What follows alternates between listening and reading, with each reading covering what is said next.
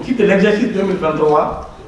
le ministère de l'administration du territoire, après avoir participé à plusieurs discussions avec le ministère du budget et de différentes conférences, il a été arrêté la somme de 1667 milliards 247 millions comme budget pour l'exercice 2023 présenté dans la loi des finances initiale 2023, soit une augmentation de 550 milliards 696 000 francs guinéens. Le taux d'augmentation est de 49,32%, soit environ 50% d'augmentation. Mais lorsque vous prenez la décomposition de ce budget, vous remarquerez également que les deux budgets d'affectation spéciaux, le Fonds national de développement local et le Fonds de développement des communes de Conakry, le FODECON, lorsque vous prenez la prévision de ces dépenses, vous remarquerez que la prévision des dépenses d'investissement hors bas se chiffre seulement à 116 milliards 185 millions de francs guinéens. Dans le cadre de l'exercice de la mission du ministère de l'Administration du territoire et de la décentralisation, nous avons le rôle de renforcer les capacités de mobilité des administrateurs territoriaux, à savoir les gouverneurs, les préfets, les sous-préfets. À côté, les directions régionales de l'administration du territoire et de la décentralisation, les directions préfectorales de l'administration du territoire et de la décentralisation et les secrétaires généraux des communes urbaines et des communes rurales. Parce que qui parle de développement à la base, qui parle de l'exercice des compétences transférées aux collectivités, nous avons l'obligation de les doter de techniciens qui puissent les appuyer à mettre en œuvre leur politique en matière de développement. Pour ces administrateurs territoriaux, en ce qui concerne le matériel de transport, véhicules moto, sur un montant global de 118 milliards correspondant au coût d'acquisition de ces matériels de transport, c'est seulement 4 milliards 800 que le ministère du budget a pris en compte. Et, honorable conseiller, vous vous souviendrez que lors de la loi des finances initiales, devant la commission des lois, on avait été plusieurs fois interpellé sur la question des mobilités des administrateurs territoriaux afin de pouvoir être le plus près des citoyens.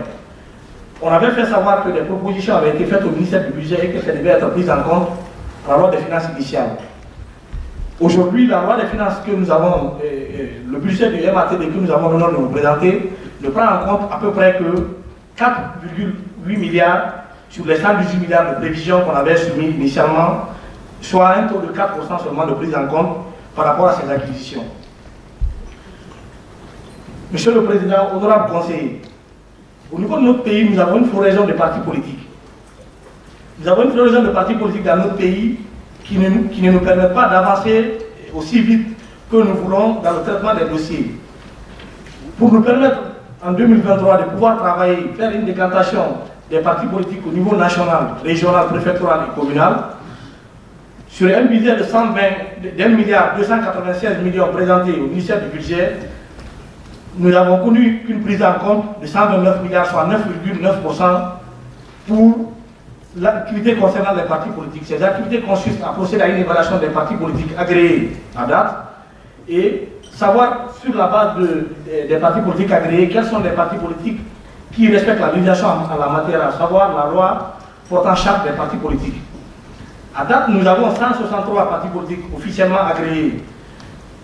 au niveau du ministère de l'administration du territoire et de la décentralisation, 163 demandes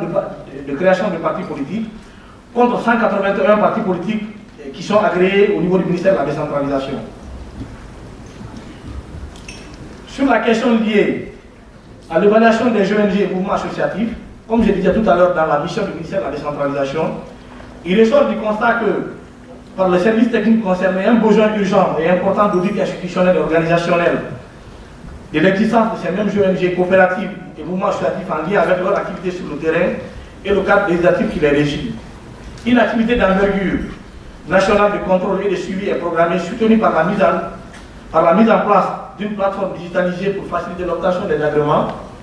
en faveur de ces ONG et leur interaction avec le département et les autres sectoriels. Sur un montant d'1 milliard